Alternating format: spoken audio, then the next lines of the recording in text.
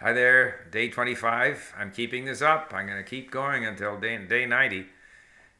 Today was a productive day insofar as language learning is concerned. I put in about an hour and a half to 2 hours of linking and some new lessons that have been put into our link library, Korean. One is, they're both from Radio Free Asia. It seems like a lot of sort of somewhat propaganda-ish, propaganda type material is what's generally available without any conditions attached. So, you know, Voice of Russia, Voice of America, Radio Free Chosun, Radio Free Asia. These kinds of things are typically available without any strings attached. They want to get their message out, but some of the content is quite interesting. So I spent probably, close to 2 hours creating a bunch of links so that now I can read these at my leisure because all of the unknown words will already have been looked up. They're yellow, and I can easily on iLink on my iPad just point at them and read them more comfortably than sitting in front of a computer. So that was a good 2 hours. Then I went up skiing, and I'm going to show you. I started at my house. It was cool today. It's close to 0 Celsius, which is a couple of degrees, 3-4 degrees colder than normal. And it was a clear day. But it's green where I live, perfectly green. And you'll see, in fact, I shot a picture just right by my house, a video, and it didn't turn out. So the first little snippet won't show, but the second snippet is just at the turnoff to the road up to Cypress Bowl. Then there's a little snippet from the lookout, which is probably 15 minutes from my house. And then from there, it's another 10 minutes. So 25 minutes from my house, I'm skiing. And that's what you're going to see in this little sequence that follows. And then I'll come back again with a few more comments about language learning. It's now about 7 minutes later. I have left the park and the school near my house, and here is where the Cypress Bowl Road is. So I'm just gonna get on this road and head up to Cypress Park. Now here we are. It's basically 15 minutes since I left my house. On my way up to Cypress, and we can see the city of Vancouver down below us, and there's other people here at this lookout, and I'll get over here where I get a better view of it. And there you can see the Lionsgate Bridge and the downtown area of Vancouver, and off in the distance we have Burnaby and other parts of the city. Out here we have ships in the bay waiting to unload. Across there is the university. Now I will continue up and go skiing. Now I'm listening to Sun Hyunwoo's audio blog, but I wanted to take a picture of this cypress tree, which is 1,500 years old and 3 meters in diameter. This mountain is called Cypress Bowl because there are a lot of cypress trees up here. And by the way, it is now basically 8 minutes since the lookout, so another couple of minutes I'll be ready to go skiing. Now, basically 25 minutes from my home, 10 minutes from the lookout, here we are. There's very little snow this year, very unusual. Normally I get a pass for the year. This year I'm buying my tickets each time I come, and I come after 3 o'clock because that way I save a bit of money and I get the afternoon rate along with my senior's rate, so it doesn't cost me very much. I think it's like $11 or something. And I go for a couple of hours, which is really all I can manage because I work up a really good sweat doing it while listening to my language. Down there somewhere is the water, if you can see it, against the sun. And off to the left are the trails I just came out of, and I'm going to head back into, and the snow is hard and packed, but it's white, and it's quite cold. And so I will continue my skiing. Here you can see the different trails, and there's a skier about to pass through in front of us, and there again it's a little darker, a little cooler in the trails, and you know, there's also up here to the peak, but mostly it's just a lot of cross-country trails here, and that's where I'm headed now.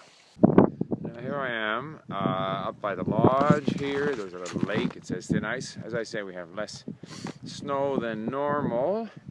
Give you a bit of a look. There is this thing here. There we go. Here I am. Got the lodge behind me. And I'm going to see if I can. The snow conditions actually are very good. It's like midwinter conditions, even though there isn't very much of it. They've packed it down. They've spread it out on the trails. There's also snowshoe trails here, and it's a great paradise for the citizens of Vancouver.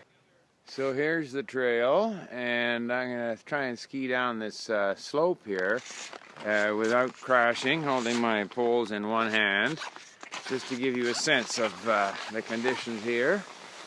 And here we go. We're going to head down here. And if I end up in a heap here, you'll have it recorded for you. But I'm just gliding down here on my cross-country skis, and it's getting close to quitting time. And but I just thought I'd do a little run like that here, and now I'll put this away. So you can see that 2 hours of vigorous cross-country skiing, and it was clear, and the snow was clear and crisp under the skis, and breathing that mountain air in the forest and stuff. Come back home, have a nice hot bath, nice dinner, watch the Canucks lose another hockey game, and now I'm ready to do a bit of reading on my iPad. You must think I'm crazy, the amount of time I put into learning Korean. Normally I would just do an hour a day, but I'm committed to this 90-day challenge. I want to do it. One comment, I was skiing and I didn't have my boot properly. I have two types of cross-country skis, the classical style and then the skating style, which I've started up more recently, and I didn't have my boot in properly, and every time I tried to push on that leg, it would slide, and finally I realized that I had my boot on the wrong way. So it made me think, everything you do, you can do it the right way and the wrong way, particularly in something like, putting your skis on the right way. And there's definitely issues of technique in things like cross-country skiing. But when it comes to language learning, I think we have a little more freedom. We can have our different ways. I notice that at the 90-day challenge statistics at Link, I'm right near the top, which I don't like. I like it when there's people working harder than me, but I'm one of the more active ones. One of the reasons that I get high scores on my activity index is that I create a lot of links. And in Korean, the way our system works is you immediately get a suggested, if you look up a word, an unknown word, you get a suggested meaning from Google Translate, which in the case of Korean is often wrong, not very helpful. In Czech, it's very good. I found it very reliable. Then we have these user hints, which are words that some of our members have already gone to look up in a dictionary, and they come up right away. And then if none of those look like they make sense, then you look it up in a dictionary. I tend to, normally when I'm doing Czech or other languages, I just go with a user hint, or I go with a Google Translate, and it's good enough. And later on, if I want to refine that hint, I refine it. In Korean, I tend to go to the dictionary more often because I'm often very curious to see if there is a Chinese character attached to it. And if there is, then I will bring it in and make that part of the hint, as we call it, the definition. There was a lively discussion at our Link forum today. There are a lot of people who put a lot more effort into each hint. They look it up. They want to make sure that they've got the conjugation and all kinds of additional information and so forth, which is fine. And so I don't think there is a wrong or a right way when it comes to language learning. As I've mentioned yesterday, Luca has his translation thing that he does. And the thing about language learning is it's such a personal thing. If you had to do it some way that other people think is good, but you don't like doing, that I think would be discouraging. The fun thing about language learning is you can find things that interest you, you can do things that interest you, you can bend it around to suit your interests.